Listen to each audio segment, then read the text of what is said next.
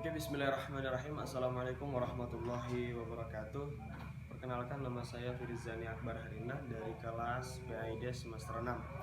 Nah, saya akan micro teaching perihal strategi pembelajaran, yaitu mata kuliah kami sekaligus tugas UAS. Jadi kita langsung mulai saja.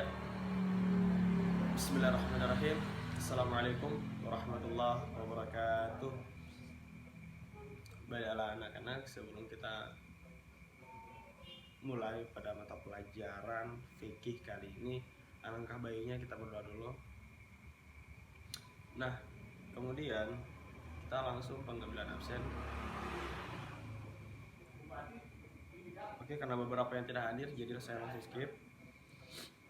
Kita langsung saja pada pembahasan, yaitu pengelolaan zakat.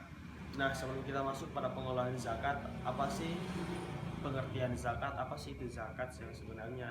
Jadi, zakat menurut bahasa atau lughat artinya tumbuh, suci dan berkah. Menurut istilah, zakat adalah pemberian yang wajib diberikan dan harta tertentu dari harta tertentu menurut sifat-sifat dan ukuran kepada golongan tertentu. Zakat merupakan salah satu dari 5 rukun Islam dan disebutkan secara beriringan dengan kata salat pada 82 ayat di dalam Al-Quran. Allah Subhanahu wa Ta'ala telah menetapkan hukum wajib atas zakat sebagaimana dijelaskan di dalam Al-Quran, Sunnah Rasulullah, dan ijma para ulama. Hukum zakat yang dijelaskan dalam Al-Quran surah Al-Baqarah ayat 43. Allah Subhanahu wa Ta'ala berfirman, Bismillahirrahmanirrahim. Wa aqimus salata wa atuz zakata warka'u ma'rakin. Ini artinya, dan dirikanlah sholat, tunaikanlah zakat, dan rukuklah beserta orang-orang yang rukuk. Nah, di sini tunaikan zakat adalah suatu kewajiban, sama seperti halnya sholat, sama seperti rukuk kita, itulah suatu kewajiban yang Allah perintahkan kepada umatnya. Nah, apabila kita melaksanakan zakat, maka kita juga harus memenuhi syarat-syarat atau rukun-rukun yang harus kita lakukan untuk menunaikan zakat. Apabila zakat kita itu bisa diterima oleh Allah Subhanahu wa Ta'ala.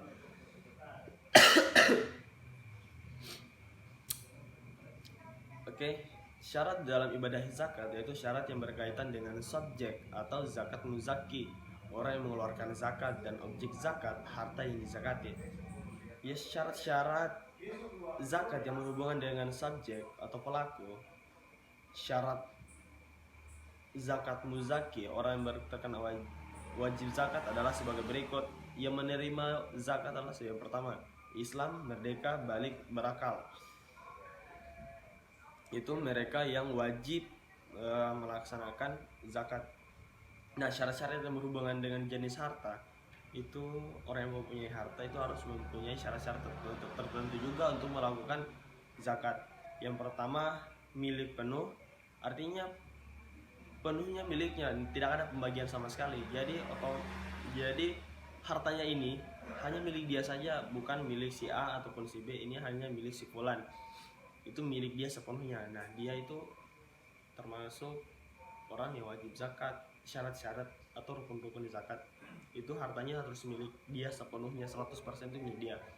Nah, kemudian yang kedua, syarat yang kedua itu berkembang, artinya harta itu berkembang secara resmi alami berdasarkan sunnatullah ataupun bertambah karena ikhtiar manusia. Makna perkemanusiaan mengandung maksud bahwa kekayaan itu dapat mendatangkan income, keuntungan atau pendapatan.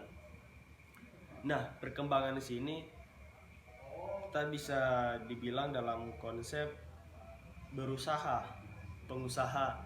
Artinya uang itu bisa menghasilkan, bisa ada pendapatan setiap bulannya, setiap harinya, setiap tahunnya. Intinya sering waktu dia terus berkembang. Dan yang ketiga, mencapai nisab. Mencapai nisab adalah artinya mencapai jumlah minimal yang wajib dikeluarkan zakatnya. Nisab itu adalah artinya hitungan atau timbangan. Nah, apabila zakatnya sudah mencapai nisab, sudah mencapai hitungan, sudah mencapai targetnya, maka hartanya itu wajib dizakatkan. Syarat yang keempat, lebih dari kebutuhan pokok. Artinya harta yang dimiliki seseorang itu melebihi kebutuhan pokok yang diperlukan oleh dirinya, keluarganya untuk hidup wajar sebagai manusia. Dan yang kelima, bebas dari hutang. Artinya, hartanya itu bukan dari hasil hutang. Hartanya itu hasil dari usahanya sendiri, bukan dari hasil hutang. Kan hasil hutang itu bukan dari usaha. Iya dari usaha, tapi usahanya itu secara instan, bukan dari usaha yang memang yang dari dirinya sendiri gitu. Dan terus yang terakhir, syarat yang terakhir berlaku setahun atau berlaku haul, saat yaitu suatu milik dikatakan genap setahun. Menurut Al-Jazari adalah dalam kitabnya Penyinda Al-Haqa'iq Syarh Konzul Daqa'iq, yakni genap 1 tahun dimiliki.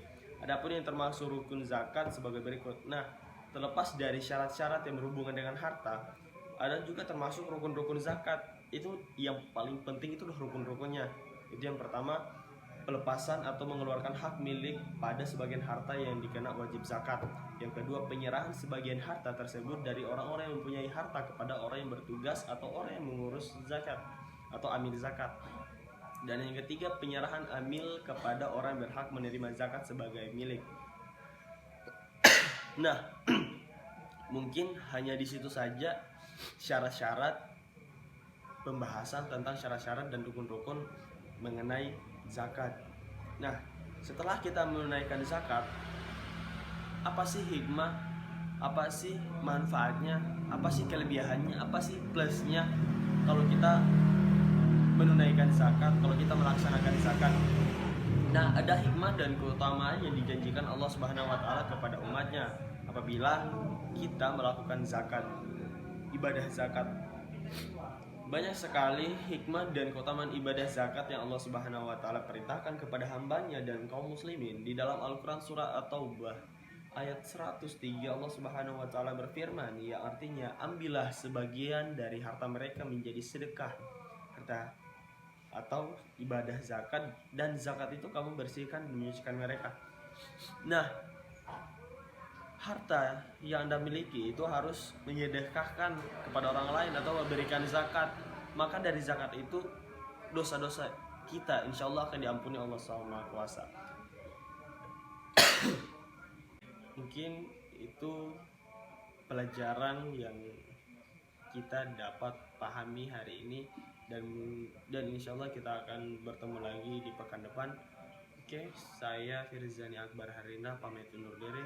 Wassalamualaikum warahmatullahi wabarakatuh.